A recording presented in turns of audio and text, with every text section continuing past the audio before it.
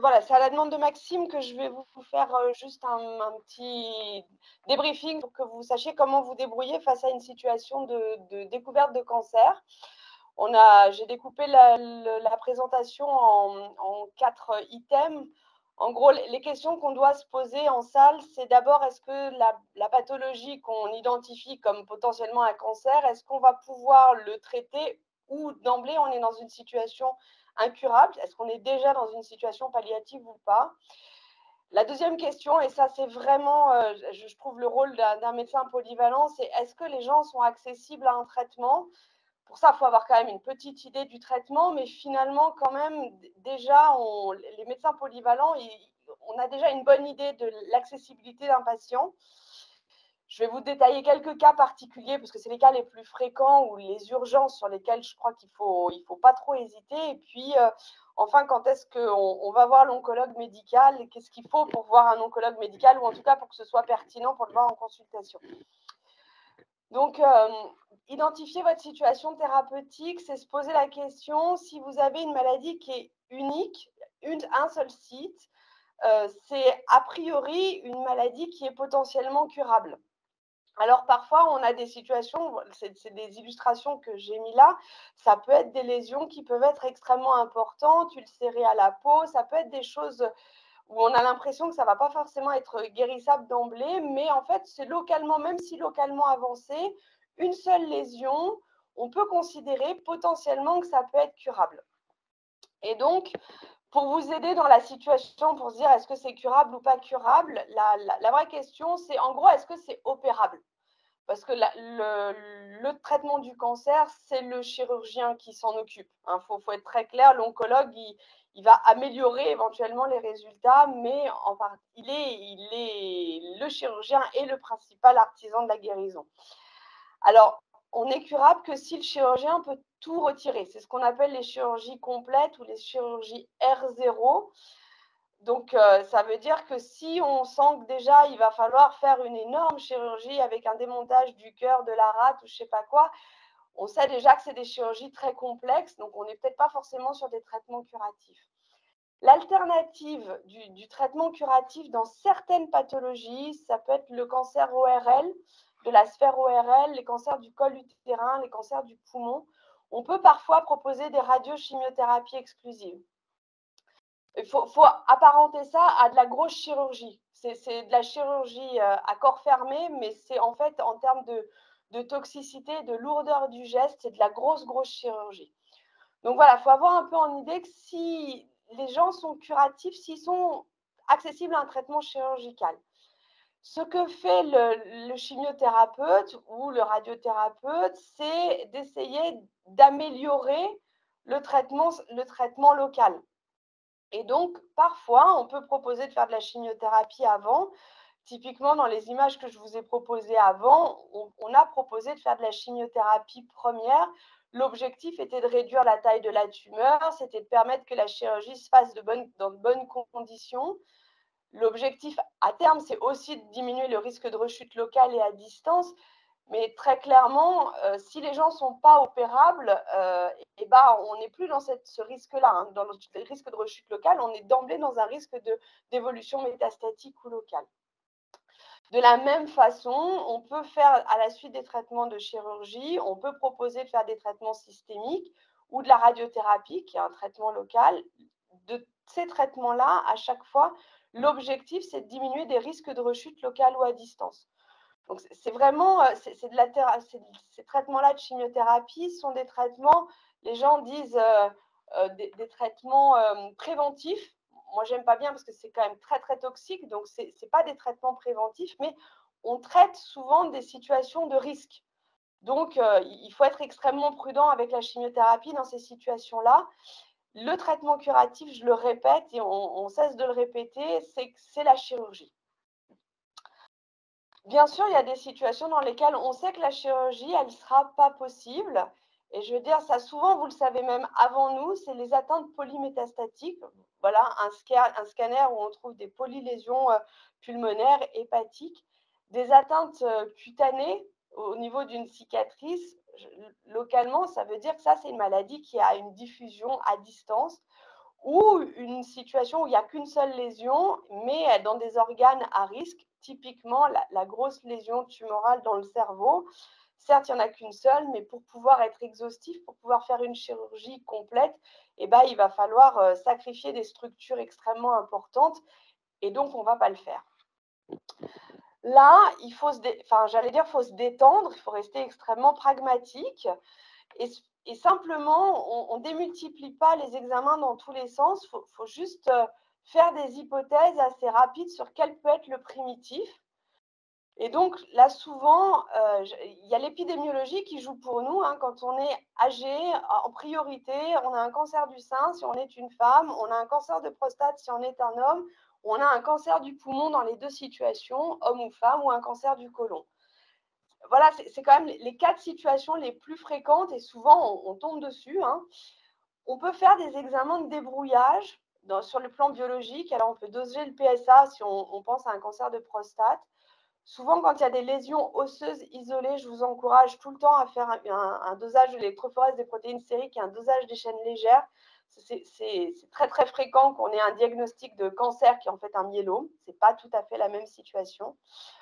Il y a quelques marqueurs tumoraux qu'on peut rechercher. Encore une fois, il faut les faire que si on a une idée derrière la tête. Si on pense que ça peut être un cancer de la prostate, on fait un dosage du PSA. S'il n'y a aucune lésion osseuse, il ne faut pas faire du dosage du PSA comme ça d'emblée. Il faut plutôt aller chercher le primitif.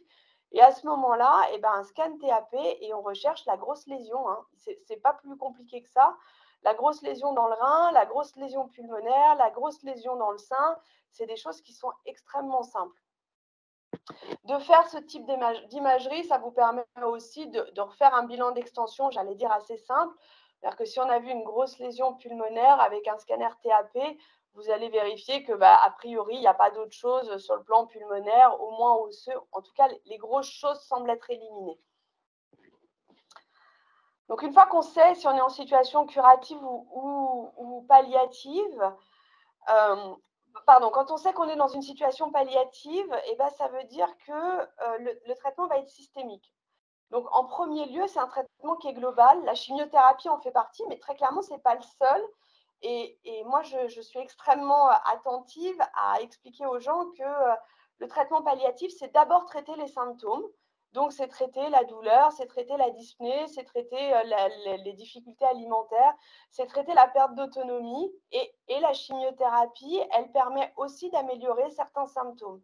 Mais elle va aussi créer d'autres complications sur lesquelles il va falloir être attentif. Donc, c'est jamais le seul et l'unique traitement, c'est un traitement en plus et sur lequel il faut surtout jamais lâcher tous les autres traitements. Donc, ça permet aussi de justifier derrière quand on décide d'arrêter la chimiothérapie, de continuer à dire aux gens qu'en fait, on continue à les suivre, on continue à les traiter parce que tout le reste va continuer.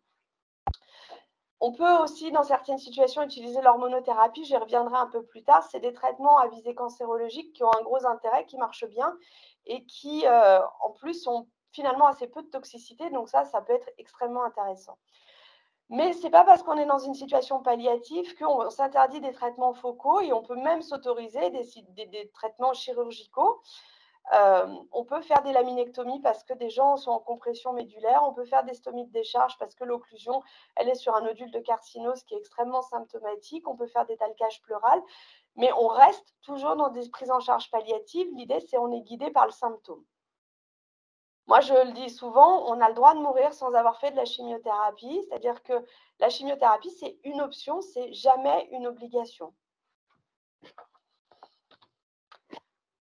Là où le rôle du médecin polyvalent devient, je trouve, extrêmement intéressant, c'est quand on nous appelle sur des situations de cancérologie, c'est quand l'évaluation un peu globale a déjà été faite, c'est-à-dire qu'on a identifié quelles étaient les comorbidités, les antécédents, les traitements en cours. L'autonomie, c'est quelque chose qui est extrêmement important. Et l'autonomie antérieure, c'est-à-dire dans les 12 derniers mois, et puis ce qui vient de se passer dans les 2-3 dernières semaines. C'est pas pareil de traiter quelqu'un qui est au MS3 depuis des années versus quelqu'un qui était complètement autonome il y a 2 mois et qui, d'un seul coup, là, s'altère de façon extrêmement aiguë. La dénutrition, c'est quelque chose qui est extrêmement important à prendre en compte. Une évaluation cognitive, c'est sûr, l'évaluation sociale, le plan d'aide, de qui sont les dents principales, où est-ce qu'ils sont déjà eux-mêmes aidés. Là, il y a un intérêt aussi à faire recours auprès des ressources locales. Alors, unité mobile de gériatrie, équipe mobile de soins palliatifs, le médecin traitant, c'est toujours des gens qui peuvent être extrêmement intéressants pour évaluer globalement ces patients.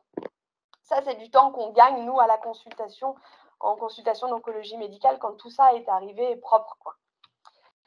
Ce qui doit déjà alerter, moi je trouve dans des services, c'est quand vous avez des gens qui sont très altérés depuis longtemps, des OMS3 ou des dépendances importantes pour tous les actes de la vie quotidienne, des gens qui ont des dépendances, qui ont des insuffisances d'organes préalables, c'est-à-dire insuffisance rénale prédialysée, l'insuffisance cardiaque, les cirrhoses décompensées, les patients déments, les diabètes multicompliqués, les gens qui sont déjà dénutris, qui ont déjà perdu 15 kilos dans le dernier mois, des gens qui sont isolés socialement. Tout ça, c'est des situations dans lesquelles ça va être compliqué. Et on peut déjà poser la question un peu aux gens sur leur accessibilité, leur accessibilité psychologique à un traitement potentiel. C'est-à-dire, moi, avant de me lancer dans des explorations, je commence quand même un peu à parler aux gens de, voilà, on suppose que ça puisse être un cancer, et si c'est un cancer, il va falloir envisager des traitements comme de la chimiothérapie, des situations comme ça. Et parfois, j'allais dire, les gens sont d'emblée, ils vous disent non, moi je ne veux pas, il n'est pas question que je fasse ce type de traitement. Et ben, c'est déjà une donnée à prendre en compte avant de se lancer dans toute la suite. Il y a toujours, voilà, il y a toujours des fois une situation où on me dit, voilà, la situation est urgente de faire le diagnostic, les gens sont très très mal, il faut aller très très vite. Moi, je mets toujours un frein en disant, attention, si les gens ne sont pas accessibles à un diagnostic, c'est qu'ils ne seront pas accessibles à un traitement en fait. Sauf à l'exception de quelques situations, mais vraiment très très rares. Le reste, c'est qu'en fait, ils sont déjà très très graves et les traitements, ça va venir aggraver encore la situation, ça ne va pas les sortir d'affaire. Donc il faut être prudent quand ils sont très fragiles, les gens, et ben, ils sont aussi très fragiles pour un traitement, et donc parfois, et ben, il faut savoir s'arrêter. Et moi, je trouve que moi, je suis toujours très déstabilisée quand on arrive sur des situations où tout le bilan a été fait, où il y a eu multiples TEP scans, endoscopies, et qu'en fait, on s'aperçoit que les gens, depuis le début, c'est une orientation vers des soins de confort. Et on peut mourir sans avoir un diagnostic précis anatomopathologique et sans avoir eu une fibroscopie, tout en ayant expliqué aux gens que manifestement c'est un cancer, manifestement la situation est palliative et qu'on va s'atteler à traiter les symptômes et qu'il n'y a pas forcément besoin de faire d'endoscopie et d'autres choses comme ça. Donc, dans ces situations-là, moi, j'insiste toujours en disant, on fait des imageries que si ça modifie notre prise en charge thérapeutique. Si ça ne modifie pas, alors ça ne sert à rien, il ne faut pas le faire. Nous, notre plus-value dans ces situations-là, j'allais dire, c'est de partager la charge mentale. Et c'est que parfois, en tout cas, moi, je travaille des fois avec Maxime, puisque c'est lui qui organise avec vous les journées de formation.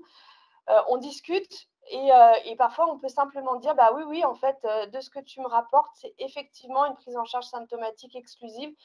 Et moi, de venir voir les malades pour leur dire bah, je vous confirme qu'on ne va pas faire grand-chose, c'est pas toujours très satisfaisant, ni pour vous, ni pour les médecins polyvalents, ni pour les patients parce qu'ils nous ont vus qu'une fois finalement, et puis ni pour nous, parce qu'on arrive un peu avec la sanction en disant, bah, finalement, vous le saviez déjà, on va rien faire et je fais rien de plus. Donc, moi, dans ces situations-là, je viens pas forcément, enfin, en tout cas, la consultation d'annonce n'est pas forcément quelque chose d'indispensable sur le plan oncologue médical. Nous, on vient aider en particulier s'il y a des difficultés d'acceptation, c'est-à-dire si la famille ou si le patient comprend pas la proposition qui est faite, eh ben, on peut revenir pour appuyer cette proposition-là. Mais finalement, la relation de confiance, elle ne se crée pas juste sur une venue une fois, quoi. On peut aider sur les équilibres symptomatiques. On fait bien sûr du soin palliatif en oncologie. On n'est pas les meilleurs référents. Les référents, c'est les équipes mobiles de soins palliatifs, mais malheureusement, elles ne sont pas disponibles partout. Donc voilà, nous, on peut aussi aider dans ce genre de situation. On peut être le coup de fil, essentiellement. C'est ça qui peut aider. Alors, je vous détaille quelques cas particuliers. Je vous ai dit cancer du sein, cancer de prostate, c'est des cancers sur lesquels on peut faire de l'hormonothérapie.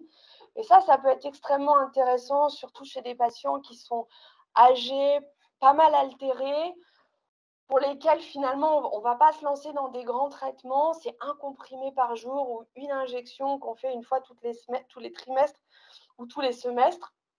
Donc, c'est finalement pas très compliqué. Il faut pour le cancer du sein une preuve d'hormonosensibilité, c'est-à-dire l'idéal, c'est de faire une biopsie et d'identifier s'il y a des récepteurs aux oestrogènes et à la progestérone sur les lésions tumorales. Objectivement, moi, ça nous arrive de temps en temps sur des dames très âgées, démentes, en institution, qui ont une lésion dans le sein, une grosse lésion, parce que souvent, c'est découvert à des moments où c'est des lésions qui sont volumineuses. Ça nous arrive de temps en temps de mettre un peu d'hormonothérapie et de dire, bon, allez, on fait 3 mois et on voit ce que ça donne. Et puis parfois, on voit que ça répond. Voilà, la preuve, elle est faite. Il n'y a pas besoin de faire une biopsie si on sait que c'est des gens qu'on n'opérera pas et qu'on ne touchera pas. Ça a de l'intérêt parce que ça peut marcher et parfois ça peut marcher très longtemps. On a parfois des gens qui sont hormonosensibles pendant plusieurs années et finalement, ça permet une bonne qualité de vie, ça évite le chou-fleur au niveau du sein ou ça évite des douleurs osseuses quand on a un cancer de prostate métastatique. Donc, ça peut avoir un réel intérêt. Donc, c'est vraiment une situation, en tout cas, il faut se poser la question quand il y a un cancer métastatique, est-ce que ce n'est pas un cancer de prostate ou un cancer du sein, selon la situation dans laquelle on est, ça peut avoir de l'intérêt. Un petit focus sur les thérapies ciblées et les immunothérapies. Alors, je vous ai parlé du mélanome et puis du cancer du poumon parce que c'est deux situations où on a des thérapeutiques qui peuvent être extrêmement intéressantes. C'est le mélanome, il faut avoir des idées un peu claires, c'est un cancer polymétastatique. Souvent, ça se présente de façon… Vous avez des nodules cutanés partout, des nodules sous-cutanés, des nodules musculaires. C'est des gens qui sont très altérés, très fatigués souvent. Et il n'y a pas la grosse lésion sur le scanner. C'est un tableau polymétastatique. Là, il n'y a pas bien le choix. Il faut faire une biopsie parce que souvent, sur ces tableaux très bruyants, dans 50% des cas, ils ont des mutations particulières, une mutation BRAF, et on leur donne des médicaments oraux, des comprimés, et ça réverse la situation en 7 jours. Mais vraiment, ils sont très très mal et au bout de 7 jours, la lésion qui faisait 10 cm sous le bras, l'adénopathie extrêmement douloureuse, en 7 jours, elle est moins douloureuse, elle a diminué de moitié et c'est parfois des gens qui peuvent être longs répondeurs. Donc, avec des toxicités qui sont faibles, finalement, il y a peu d'effets secondaires. Donc, même chez des gens âgés polypathologiques, si on a une suspicion de mélanome, ça vaut le coup des fois d'aller chercher parce qu'on a des thérapeutiques intéressantes. S'il n'y a pas de mutation, il y a de l'immunothérapie et c'est l'illustration que je vous ai montrée là. L'immunothérapie, ça marche bien. Il y a des survivants, il y a des longs survivants, il y a très peu de toxicité. Donc, quand on a une suspicion de mélanome, l'immunothérapie aussi a sa place. Alors, c'est moins vrai quand c'est des patients qui sont très, j'allais dire, très parlants, avec des maladies très, très actives, parce que ça met un petit peu de temps à marcher. Et du coup, des fois, on fait une cure d'immunothérapie, puis en fait, les gens vont mourir des suites de leur cancer, mais l'immunothérapie n'a pas réversé la vapeur. C'est un peu la même chose dans le cancer du poumon avec des profils mutationnels. C'est un peu les mêmes profils de patients, des patients très symptomatiques, des atteintes diffuses. Cette fois-ci, souvent, on a une lésion primitive quand même, qui a une vraie lésion, un aspect de lésion pulmonaire. Il faut s'alerter quand c'est des patients qui sont petits ou non fumeurs. Ça, c'est souvent des profils mutationnels. Et ça veut dire qu'on a des thérapies ciblées qui sont intéressantes avec à nouveau des réversions d'efficacité très rapide, ça marche longtemps et avec peu de toxicité. Donc, ça vaut le coup. Mais là, il n'y a pas bien le choix. Il faut faire des biopsies parce qu'il y a plusieurs mutations et donc il y a plusieurs thérapies potentielles. Donc, on ne peut pas tester comme ça au hasard. Donc, il faut faire une biopsie. Encore une fois, si le patient n'est pas accessible à une biopsie, il n'est pas accessible à un traitement. Enfin voilà, il faut vraiment se dire ça. Un autre cas particulier, c'est les cancers de primitifs indéterminés.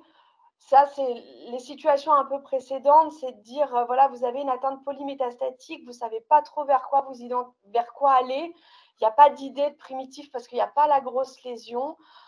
En gros, il faut faire un diagnostic sans perdre trop de temps. Je vous en prie, ne démultipliez pas les imageries. Il y a jamais eu de diagnostic sur une scintigraphie, un TEP scan, un TEP choline, des endoscopies multiples et variées. Il faut chercher une cible accessible à une biopsie. Voilà, il n'y a pas 36 solutions, c'est une cible accessible à une biopsie. Le scanner TAP suffit pour identifier ça.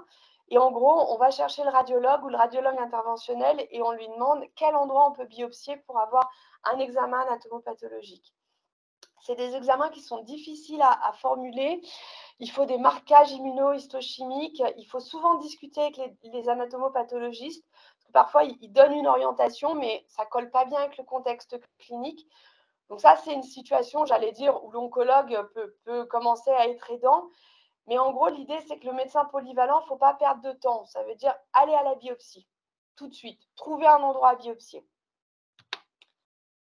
Le seul cas particulier, j'allais dire, lequel où il faut vraiment se battre, il ne faut rien lâcher, c'est la tumeur germinale. C'est globalement des gens jeunes, des atteintes polymétastatiques, des situations où ils arrivent avec une embolie pulmonaire, un tableau de péricardite.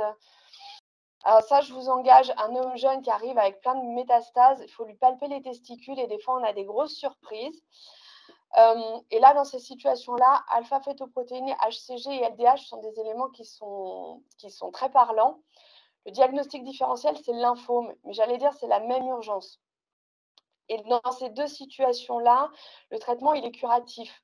Donc, ça veut dire que là, si vous avez un moindre doute, c'est-à-dire un tableau polymétastatique ganglionnaire, celui que je vous ai montré en bas, là, une atteinte rétropéritonéale majeure, ou des atteintes pulmonaires, souvent ça donne des tableaux polymétastatiques pulmonaires. Condamnez pas les gens, surtout s'ils sont jeunes, potentiellement ils peuvent avoir des tumeurs germinales. Et là, c'est des gens qu'on peut guérir. C'est le même patient que j'ai montré là, et on a quasi démarré le traitement en réanimation pour ce jeune homme-là. Et aujourd'hui, il est guéri. Donc, c'est vraiment des gens pour lesquels il faut se battre. Là, il faut appeler l'oncologue. En tout cas, on ne vous en voudra jamais d'avoir appelé un oncologue pour une suspicion de tumeur germinale. Du coup, si vous envoyez des gens à la consultation d'oncologie médicale, d'abord, je vous demanderai, enfin, nous, c'est fréquent, il faut prévenir les gens qui vont voir un cancérologue, parce que c'est régulier qu'ils arrivent et qu'ils ne savent pas tout à fait qu'ils viennent voir un cancérologue. Donc, il faut vraiment dire les mots, vous venez voir un cancérologue et on va réexpliquer un peu ce qui va se passer. L'idéal pour nous, c'est d'avoir un diagnostic anatomopathologique, c'est-à-dire de voir les gens avec une biopsie, parce que c'est comme ça qu'on va pouvoir définir le traitement. Ce n'est pas la peine d'envoyer avec tous les TEP scanners et les choses multiples et variées. Un scan TAP suffit, et si vraiment nous, on veut des choses supplémentaires, on peut demander un TEP scan, on peut demander des scintigraphies osseuses, mais franchement, scanner TAP et ANAPAT, ça suffit amplement sur des maladies métastatiques, il n'y a pas besoin de plus. Il n'y a pas besoin d'un oncologue médical quand la localisation est unique, c'est-à-dire si c'est un traitement, si c'est une maladie locale, c'est le chirurgien qui va régler l'affaire. Donc en fait, on envoie au chirurgien et si lui il veut faire un traitement préalable, on les voit dans un deuxième temps. Mais parce que le traitement d'une situation locale, c'est le chirurgien. Nous, en consultation, on aime bien avoir un petit bilan biologique un peu simple, mais souvent, voilà, en hospitalisation, ça a déjà été réalisé. L'intérêt de la RCP, alors on n'est pas toujours tous d'accord entre oncologues médicaux. La RCP, c'est un enregistrement de décision. Voilà, c'est difficile de discuter de patients qu'on n'a pas vus. Donc, il y a autour de la table des spécialistes d'organes, des chirurgiens, des oncologues, des radiothérapeutes. Alors, si les médecins polyvalents viennent discuter, apporter les dossiers, c'est bien. On peut faire des orientations, mais finalement, c'est plutôt un endroit où on enregistre un peu la prise en charge qui a été décidée. Et on vérifie qu'on est conforme avec les référentiels. Donc, il n'y a pas forcément besoin systématiquement d'une RCP pour mettre les gens en consultation d'oncologie médicale. Moi, j'ai tendance à penser que ça fait plutôt partie de mon métier et c'est plutôt à moi de les mettre à la RCP à ce moment-là. En conclusion, enfin voilà, souvenez-vous que quand il y a une suspicion de cancer, souvent, moi, je viens pour anxiolyser le médecin plus que le patient. Souvent, les patients, ils sont déjà un peu au courant ou en tout cas, ils ont un peu des idées quand même parce que quand on a un chou-fleur dans le sein, c'est pas arrivé hier. Donc, en fait, voilà, on peut quand même commencer à poser des mots comme ça. Moi, je dis quand il y a une suspicion de cancer, je dis aux gens: «Voilà, c'est la suspicion et puis il y a d'autres suspicions, mais celle-là, elle est là aussi et donc il faut lever toutes les suspicions». Nous, on peut être sollicité très facilement pour des avis, ça ne veut pas forcément dire qu'on va voir les gens. Moi, je trouve que le rôle du médecin polyvalent, c'est de prendre son temps, de poser les bonnes questions. Donc, mais encore une fois, voilà, je vous ai dit, est-ce que vous êtes en situation curative ou palliative? Est-ce que le patient est accessible à un traitement? Vous avez déjà un peu informé les gens et ça nous permet aussi de savoir un peu ce que les gens vont vouloir. À 84 ans, moi, je trouve que c'est pas fou que les gens me disent: «J'ai pas envie de faire de la chimiothérapie». Moi, ça me paraît pas déconnant, mais à ce moment-là, ça veut dire que, bah, il faut pas faire de biopsie non plus, quoi, ça sert à rien. Votre rôle aussi, c'est de gérer les complications souvent immédiates ou menaçantes, parce que c'est souvent comme ça qu'ils arrivent dans les services, c'est l'hypercalcémie, c'est l'embolie pulmonaire. C'est pas grave si vous avez pas de diagnostic encore, enfin voilà, on perd pas de temps à traiter ces choses-là. Un petit scanner TAP, moi ça me suffit et une preuve à NAPAT facile, perdez pas de temps à faire, multiples si on vous a orienté sur un cancer digestif, on verra après si on fait l'endoscopie dans un deuxième temps, pourquoi pas, mais la NAPAT déjà c'est important. Voilà, j'espère avoir répondu à vos interrogations.